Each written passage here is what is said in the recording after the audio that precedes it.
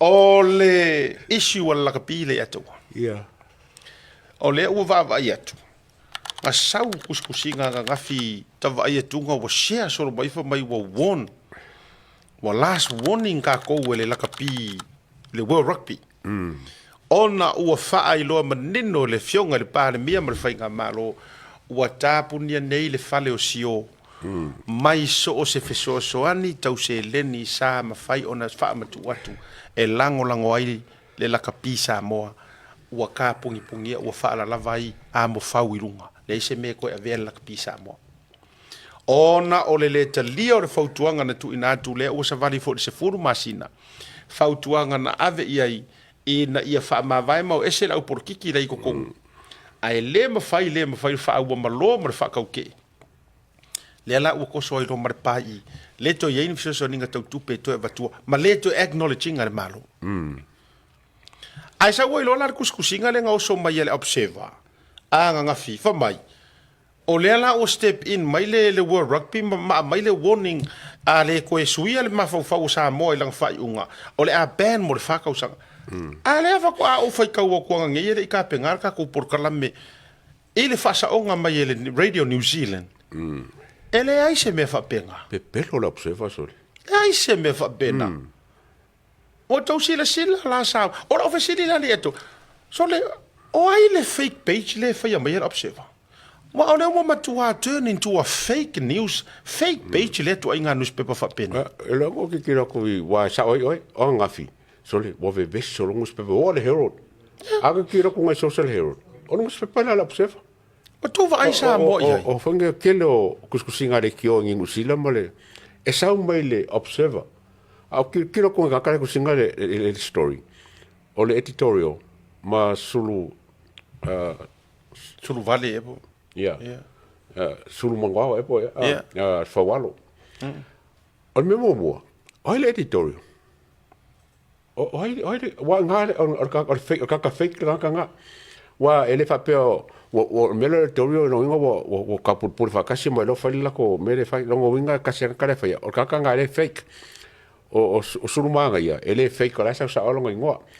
ai o le inkia le la fiko o le inkia le la fiko o vai mo poco fa inkia ba le o le inkia foi o ka makua e poco pepelo o ka poco pepelo o le la pepelo nge o le wa ngelo ko sa no kan fai ka sa me la ko pelo a wa ro nga fi wa ve si solo ya ngu spepa ku singa fa nge fa pe wa o le wa ku ele fa nge wa rugby le ava ngo muli la ba ya samo e ko e fa wo se la ko fa ile il fa un galo fa ya a ole sa ngore mele fa mai ole a pen ele se me fa pen ele se me ha pai le ai ma se me fa ma ora fe siri ku kasi e pule mai se World Rugby ile running o e pule mai se World Rugby ile running o me fa pia ai me se o la kapi i kokongo o afo o atu no ma tu la ko fa pia ele pule la ko apa le winga le tate fa tu ai ku sa e matua ma o fa e ma e ule ma o fo le loko pe la fa a ming mai ka ko e le World Rugby ai apa asala foi ka ko ona me oye o so ia asiaka sa ka ko wonge mengi wa bango ka ko makiva mengi o kupe aka ko manga se me ka ke fai me fa longo aka ko manga se me ka ki po fesa bango en fai ka ko ofia ku ko fai me o ngei sorry se fa ko le bango le fa a musu le World Cup fa ko ke leo le bango to sa mo le fonga le la kapiriki ke leo le bango la kapi Amerika le voi so kango mei ka ko kilo ngai ka ko kilo ngai le voi lusa no sulu wa lusa lima sulu miliona ale liki en fainga ma develop ai ya Samoa o le fo ke mai ka waku le voi ka nga Amerika mo Samoa ile ka pi Samoa ile ka pi Amerika yes e ke la ko pe mo le liki ma la ka pi Amerika ile ka ko ka pi le ka finga wangi le atua ele fe to na ile ta i rose lau le vaiaso ta i fase lau le vaiaso ai wana mau sa mo ale o te vai atu mata o masiasi le World Cup le na te nei World Cup le sa fai falangi e yai ka laule ka ua ingo ka mali ai e yai ka mali e ko runga o i lalo i le au ave kupe ka ufiso soangi e fesili sili aku i kamaka alo i kupe la e maua le vai aso ka i lua se lau ka i koru se lau Se lau kors furuis. vai ka ko yai ole a ku lo wa le nganga ole a o ai lar kanga kala afiado ku lo e surulo nga malo si manga u i ponga ivi i ko inga mangu sa mo e le se ru manga i mo wa i se lei ka ki e se le fa mai ole ave fu a mo sa mo ku lo wa le vai nga la nga le sa u ave fu a e ko siro wa inga pe a paralyze mai o e malavea mai o e ma pe mai lo kingo ke ela e o solo lo ko lu aru fa si ai le lo ai po e ka usia oe o lo winga la e ko fa ia kuai e fai foi mare poko me uma Ya. la sanga o inga me muri ka ia inga ko inga fa inga ole pride lover ma o te fai tu pe lava pe ole pride lover o kamare o ngamulo urusami o lona bride lover le a fu ai mangi me uma pau foi ro kanga kai feru ai manga ko e fai ia ronga kaui Ya. la nga ai fisili ai pe lan me lenga le feru e sifa mai la nga o kele o longa fu ma so what Afulia. ha mai o kele nga mo le valanga involvement ole ara me fai nga me e nga o esa kanga kai ke e au nga e ingi la kapi ai o fosi o e avenga o kupe e develop i fa kai wa kaulo ai fa kai wa kaulo ai mai fa sale le anga ai me se foi o la kinga inga o ka lengi la kapi sa mo ai o le la langi male o langa ngai kau ke ai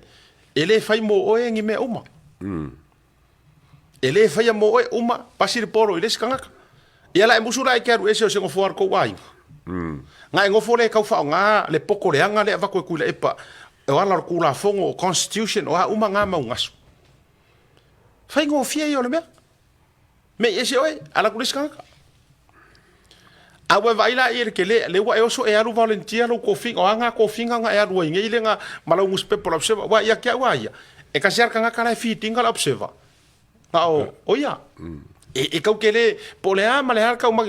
e nga o ya le feeding a mai nga wa ila le sila ko nge le world rugby e ko nge ki mai nga ya sa milio ka ele kara ngose world rugby nga ka ele o fifidia mai o se simple ka ko e ka sia le point of contact le world rugby le yai nga le dile o ya foi la le ka ngo release ma va ve break ngai meia ma o so vale mai ele observer kuskusi mai meia E ke le kupe ka fo ka ko kilo le po la me wareng fin ka nga o ese e lima se lau afe paungi il kausanga le kupe le world cup mai le kapiungi la kapila Samoa a fa liula kusa male ko ki a 2 milionga le kupe Samoa mawai a kupe ia e fa nga la uri e me feo iai o me o flights o camp o me fa penga high performance ele alu kamaka alo pe ari me nga it's all corporate a business e o la uri nga e o la uri mele a leng fin kanga o ese ai o fele fa fele kupe vole Samoa wa ko sanga mo foi ave Samoa pe milionga kala e foi Samoa kongo le ringi la kapide o mele wa leng kaofi nga le alu alo kupe le ai maseli poki o kango su akunge le ai mangeli poki a la ko foi kupele la ku i le World Cup le mai ele ai te mai singa vole la lo Samoa la ko alu kongo li poki fai kele le World Cup longo winga e la fi la kupele mai le World Cup kai mi uma le fra o lo ko le uri Somalia le feo ai wa Somalia le feo ai makafa fa ai o nga sawala ia kau samia la ko le ango ingu mare suwa ia ai sari ngai kamiki pe fa ku saringiu e fo ia le pipi li pupu o ku lo ngai kamiki mangai kamaka aro sari mai ngai me inga ko foi la ko a or ku ingo le ola mar maro si ako le kau ave le ka alo a fua ia sola sa sili ai lava o nga makikiva kamaka alo ko kongi kanga lesa ko kongi o angi me ai sa i lo le lei o nga ola makikiva le yung a or kai mirengi ele se makikiva se yung ke le kupe le se makikiva o le o ilo vai ka ko fo mai le ai o mai la ko mo ko ka mo fo mai le o ngau o le a le me ale nga oi kamaka alo au mai lunga isi kamaka alo le foi nga mai ska mi ki foi le lo niko ai fo ngos kamiki nga le ka alo mai fo ile fo i oi falangi Ezra Nico ya mai kasi nga ka mai ki ka mafanga wa Samoa nga lifo manga kupe ko kongi ai ka mai fai e alaungi ngai ka maka lifo ave esi au ri i kai ko fiku fai fa kau ala fa makala umai ka mai ki ele pepero ka mai ia wa fo le ka var ku pele mai le World Cup ele ka vanga i menga ele mo se me ka vanga ma le si mea ele ko kongi ai kupe i o e ko kongi le tala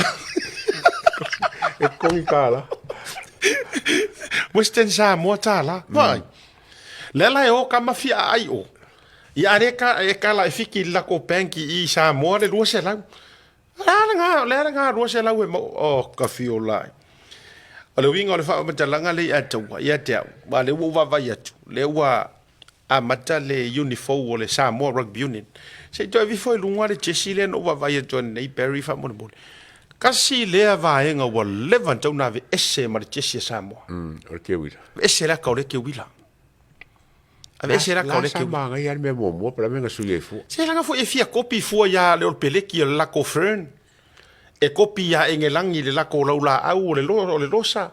e kopi ya weo si lako la kosa o mea o mai ngo loanga nga ye fa kwa ku le pa nga swinga le na o mai lola ia le fa ile ngai vai ia Samoa ai o mai va ko ile ngai la au ke wila o ia wa o ia fa nga mai ke wila le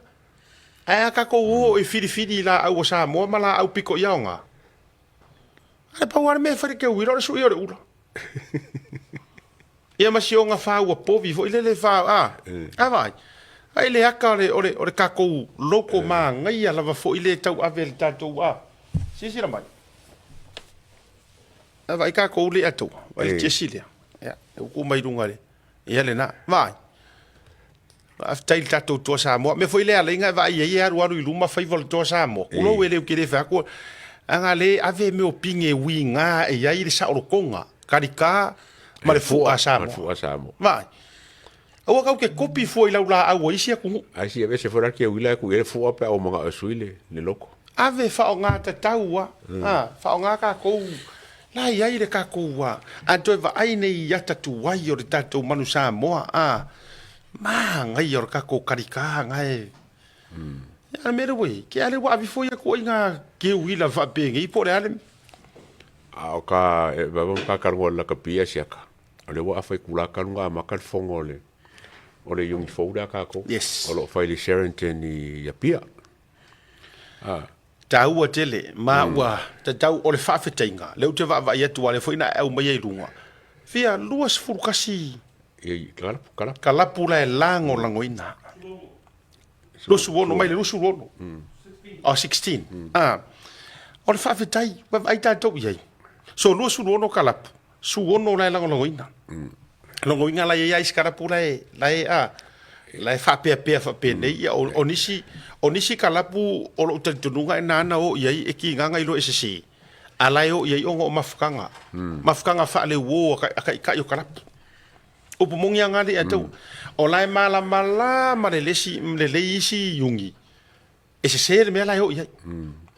ai onga o fai nga wo pe o wo ka vika mai o nga ka se furuongo yungi mai le luas furuono karapu ya okay sa onga le suongo yungi mai luas furuongo ya alu bingala na te fai tu le atau tau le vantau na sui nei mea e si dei ku kuila la fella ko moso oi palanga ka ko kilo ka wo ke wila ma moso oi e mama o har ka wo moso oi e sa na tala le to sa le e wa moso oi e fai ka ko wolo ba ya moso oi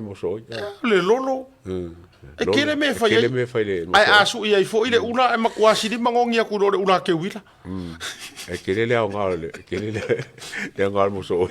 ore mo moso o e fa ngai mo o mai ba tu kulo e te le lava moso o yor ki ngor moso o e ka ai va kele va ngai mo fa yo na fa ngai na va ya ai ya te fa fetai le fionga le di pare mi it's about time se ka ko va vai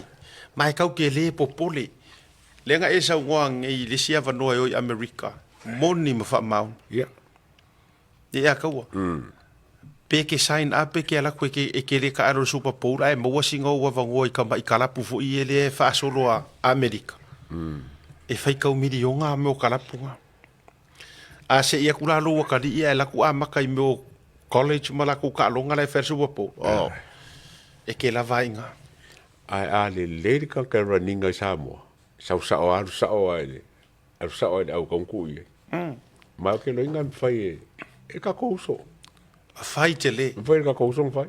sisila le ata wo i tangata le fa nga mai America le liaison officer po se tangata so upu advocate o le lava ia pol ambassador fo i o le kaalonga li NFL la America a nga i le Pacifica e la vea i ma Australia New Zealand o le sunga ya se yuli Jesse Sapot ya lima Super Bowl ka malo le 49ers e ka urole ngo Jesse Sapot i loa mai le winga la fa matalanga makua fa kua inga le le NFL male kamerusanga Super Bowl leanga ua successful le porkalame le fa kaukai ngai kamari ele ngaka le Polynesian Hall of Fame ia ole fo inga sau fiso swangi ya Michael Jones mai la tone e Ronnie Clark ile amatai no le Pacifica Hall of Fame ngai o la fa wau le ngata le to te sila mai o result la ya inga fa Afrikai ya America o to vai ka mi fo sila o mai lata ya mai la Jordan mai lata mai to tele il tama fa nau e o ka mi ke fo kuila kama umango mai le pathway lea o lea lai successful ko inga kanga kalangi e mo o mia le tato fainga malo sa mo le to o mia le ngaru e fatasi ma le malo e tau ora mai le matanga ruenga o talonga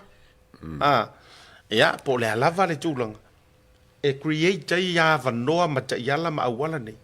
e o ika ko kam fanga o Amerika a ka ko kula i mai ko ka kulanga le wa sa ngo e siaka e kau faula e wo rugby e funga e rugby e wo rugby e ka ko kam ka alum sa mo ko fo ya e lo se kaminge e fa dingi la ko winga e ka fa mai pa fa pe sa le me ka mai la observa o nga la observa pe pelo o le la ka ko fa pelo la o ke lo inga le finga ngalo le World Cup o la manga o mo ya ka ko ele o ke lo inga o ke lo ele o manga le World Cup e se sa mo wa ka kirongi la ko memo wa a ko fangele le se lauri mosfuru a milio ko le Australia ma wa i sa mo le se furu milio ko ke anu sul milio ka la sa mo i ko kongole o le lima ka usaka o fela o so la ko 2 milio le fa kuskusa 2 milio a Australia ma le milio ma le 5 milio sa mo ka usanga 5 milio fa ke fa kuskusa la le 2 milio le ponga le 2 milio o fe sidin ka ko o fe sidin fio ye o me vola le i yungi e ka fa lo kolua ko ki fa lo kolua ko vai ele sko me mo le 2 milio le mo le World Cup langa ele o ese kupe fa pe ba ko mo ka ese mai la le 2 milio le la mo ele yungi fo mai Australia male masamo e mo la me ma kam ka ele nga o yungi ka ko me ku pe me ia le manguia wa ia kam ka alo ma inga masamo mai e tau runga ile fa soa ile la kapila vaia ya tau ole mai mo fu ole taimia ile yungi la kapi o ale le World Rugby la vaia pa war me ole la ko va vai mai po fea le yungi ole makafa yo inga ia fa malo wa ia ava ku ora nga ai le se me la ku ko fusia mai ai awa o porkiki ale arure ke lo to lo wa o ri poki ale arure ri ile ave o le World Rugby o lo na te tunga le a tewa a fai o ia le si memba le wa ko kongu ese o ia la yanga ri poki aru ave so le o le melo ke fango ngo ile a tewa o le World Rugby le me o le kau fa le yanga ai o le si foi me ali a siak ino o se la paka inga lava mo la konge o me ki kele papenge a mas foi ngus pepanga la observa ele ko vale sa mo yo ko ke fiu fa lenga wa leva o nga yesu su nga ale world rugby wa leva nga yesu su nga parimia wa leva nga yesu su nga a fangenge a ngus pepa ki kele ela ko su nga yale pe pelo ko menga fai so awo ko kam fai e funga nge fa vale ka nge fa fo ele vale ka nge fa fo mai le vale fo ya ku nge fa a ko ngwa a fa rubi ngana e fa tula utala ai a fai fongo kanga imagine le al tawo le la wala wadi ia le fai ko finga le karangore rugby e le o mala malama ngai pala langi i issue ye fai ka ko wa ai ro go winga le me ale le wo o yo o la wai o la e va bien mai para langi seli e va ko fai ka kala ke kako ko anga kali le sa me sa o pe a mangus pe palangi le hero o a ismail RNS o a mo me kako ko anga ka vai vale nga marosi ale ni PNM fa le anga samo la me ko punge mo kali ala lo ka le se up wa foi la que fiwa kali le ka ke o mai ya ka ke ma fa sa ka ke ma fa sa fai ka ko opinion ka ko li liu le siku e lo ma sa mo palangi fa foi ele nga o ko ke mo inkara fa penga mo fa ka ko ngoi para langi la foi la ko research mo la ko su ya da jo won malonga